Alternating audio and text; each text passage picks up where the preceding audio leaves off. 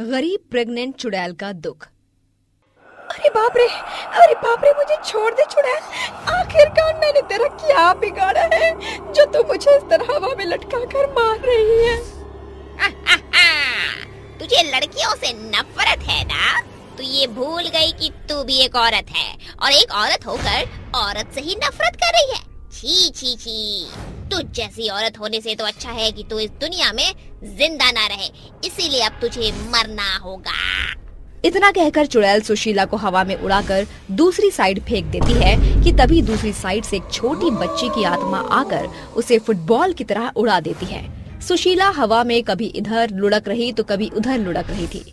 चुड़ैल और उस बच्ची की आत्मा ने इस औरत को अपनी भूतिया शक्ति से पहले तो उसका एक हाथ तोड़ दिया और उसके बाद उसकी गर्दन को उसके धड़ से अलग कर दिया, जिसके बाद सुशीला की बहुत ही भयानक मौत हो गई। उसके मरने के बाद चुड़ैल की बेटी अपनी माँ चुड़ैल से बोलती है, माँ, इस औरत को भी हम लोगों ने मार दिया। हाँ मेरी बच्ची, इस दुनिया में जो भी लड़कियों से नफरत करेगा उसको तू और मैं नहीं छोड़ेंगे। हम दोनों उसको अच्छे से सबक सिखाएंगे, जैसे कि इस औरत को हमने अच्छा सबक सिखाया। इतना कहकर वो दोनों आत्माएं वहाँ से चली जाती हैं और ऐसे ही कुछ साल बीत जाते हैं। एक दिन रजनी अपने ससुराल में काम कर रही थी कि तभी उसकी सास कांता आती है और उससे बोलती है, अरे बहू, कितना काम करेगी? तुझे पता है ना, तुझे आराम की जरूरत है। हाँ माँ जी, बस थोड़ा सा काम रह गया है, वो मैं जल्दी खत्म कर देती हूँ। आज तेरी सोनोग्राफी है ना, चल डॉक्टर के पास, काम छोड़ दे सारा, मैं आकर खुद ही कर लूंगी। इतना कहकर कांता रजनी से सारा काम छुड़वाकर डॉक्टर के पास सोनोग्राफी के लिए ले जाती है और जैसे ही सोनोग्राफी शुरू होती है कि तभी कांता को ये पता चल जाता है कि उसके पेट में लड़का नहीं बल्कि एक लड़की है। ये देखकर कांता को बहुत गुस्सा आता है और वो गुस्से में वहाँ से चली जाती है। थोड़ी देर बाद रजनी अपने घर आकर अपनी सास से बोलती है, अरे मम्मी जी, आप मुझे हॉस्पिटल में अकेला क्यों छोड़ आई? सुन बहू, तू इस बच्चे को गिरा दे।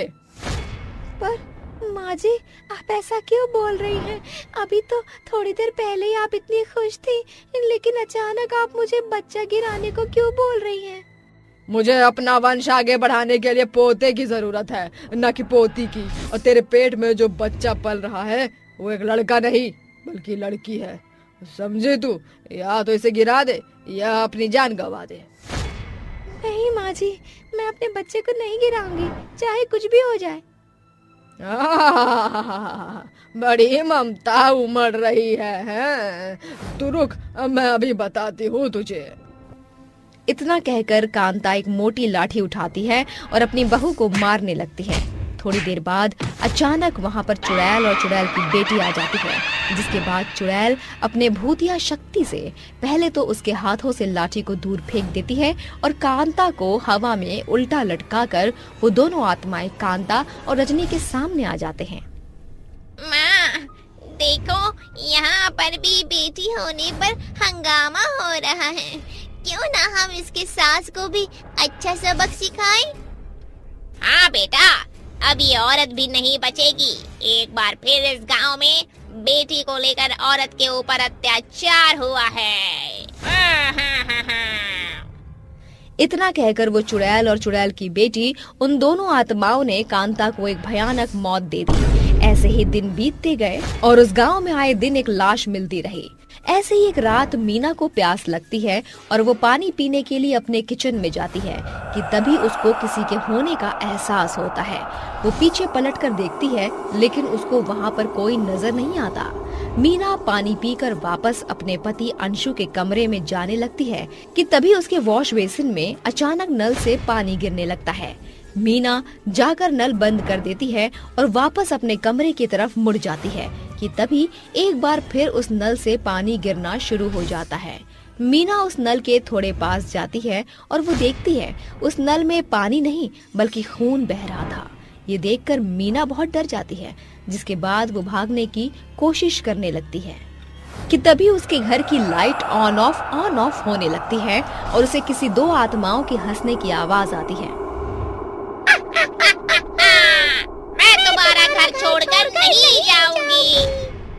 आवाज सुनकर मीना बहुत डर जाती है और चिल्लाने लगती है। अंशु जी बचाओ, मम्मी जी नीचे आओ, बचाओ, मुझे यहाँ पर देखो, कोई है, बचाओ, अरे अंशु जी बचाओ। अपनी बीवी की आवाज सुनकर अंशु और उसकी सास नीचे आ जाते हैं, जहां वो दोनों देखते हैं कि मीना नीचे धरती पर गर्दन झुकाए अपने खुले बालों के साथ बैठी हुई है। ये देखकर अंशु उसके पास जाने की कोशिश करता है कि तभी मीना हवा में उड़ जाती है और हंसते हुए बोलती है, आखिरकार मैं अपने घर में आ ही गई हूँ। देख बेटा, ये है तेरे पापा।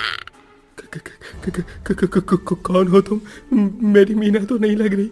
आखिर तुम मेरे मीना के भेष में कौन हो? मीना की आंखों में आंसू आ जाते हैं और वो मीना के रूप में एक चुड़ैल का रूप धारण कर लेती है। मीना के शरीर में से वो चुड़ैल और चुड़ैल की बेटी बाहर निकल जाती हैं, अपने पति को देखते हुए। अंशु, तुम मुझे भूल कैसे सकते हो? तुम तो मुझसे इतना प्यार करते थे। तुम कौन हो? पिताजी, मैं आपकी बेटी और ये आपकी पत्नी मीनाक्षी है। हाँ अंशु, मैं मीनाक्षी हूँ। मैं कहीं किसी मर्द के साथ भागी नहीं थी, बल्कि मुझे मार दिया गया था। अंशु ऑफिस की तरफ से बाहर शहर में काम करने के लिए गया हुआ था। मीनाक्षी की एक बेटी मोनी थी। मीनाक्षी पेट से थी। अरे बहू, अब तक तू आराम कर रही है, घर का काम कब करेगी? एक तो तू घर पर दहेज नहीं लाई, ऊपर से एक बेटी पैदा कर गई और एक और मटका लेकर बैठी हुई है। घर का काम कौन करेगा? मम्मी जी, मेरे पेट में थोड़ा सा दर्द था, इसीलिए मैं लेटी हुई थी। मैं अभी काम कर देती हूँ। इतना कहकर मीनाक्षी काम करने लगती है और थोड़ी देर बाद वो अपनी सास से बोलती है, मम्मी जी, मुझे आज हॉस्पिटल जाना है, क्या आप मेरे साथ चलोगी? क्यों ना मैं इसके साथ हॉस्पिटल जाकर उसके बच्चे का पता करके आ जाऊं। अगर इसके पेट में बेटी हुई तो मैं इसका अबॉर्शन करा दूंगी, और अगर बेटा हुआ तो मैं इसकी अच्छे से देखभाल करूंगी। बहू ठीक है, चलूंगी। थोड़ी देर बाद मीनाक्षी अपनी सास के साथ हॉस्पिटल चली जाती है। हॉस्पिटल जाने के बाद उसकी सास को ये पता चलता है कि मीनाक्षी के पेट में एक बार फिर बेटा नहीं बल्कि बेटी है। ये देखकर उसकी सास गुस्से में तिलमिला जाती हैं और घर पर आकर अपनी बहू मीनाक्षी को मारने लगते हैं। उसको पिटता हुआ देख मोनी रोते हुए अपनी दादी के पास आती है और बोलती है, दादी जी, मेरी माँ को छोड़ दीजिए। आप मेरी माँ को इतनी बेरहमी से क्यों मार रही हैं? आखिर मेरी माँ ने क्या बिगाड़ा है? तेरी माँ ने कुछ नहीं बिगाड़ा है। तेरी माँ की गलती ये है कि वो दहेज लेकर नहीं आई, ऊपर से तुझे पैदा कर दिया, उसके बाद एक और बेटी लेकर अपने पेट में हमारे घर का बोझ बढ़ा रही है। इतना कहकर मीनाक्षी की सास उसको बहुत मारने लगती है।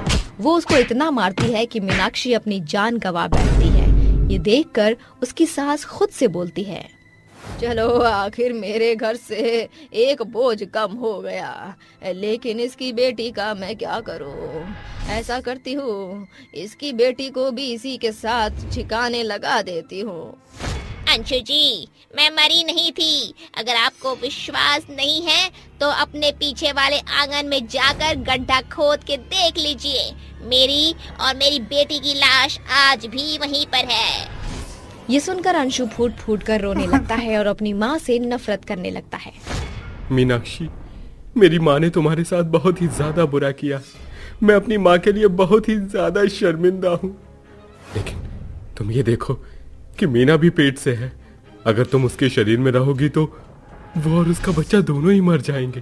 अंशु, मैं तुमसे वादा करती हूँ कि मैं यहाँ से हमेशा हमेशा के लिए चली जाऊंगी, लेकिन मेरी एक शर्त है। मैं बुढ़िया से अपनी मौत का बदला लेना चाहती हूँ। मैं इस बुढ़िया को मारकर अपनी दुनिया में अपनी बेटी के साथ चली जाऊंगी।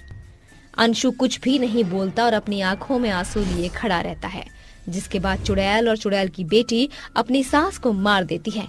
और वो दोनों अपनी दुनिया में चले जाते हैं और यहाँ पर अंशु अपनी बीवी मीना के साथ खुशी से रहने लगता है।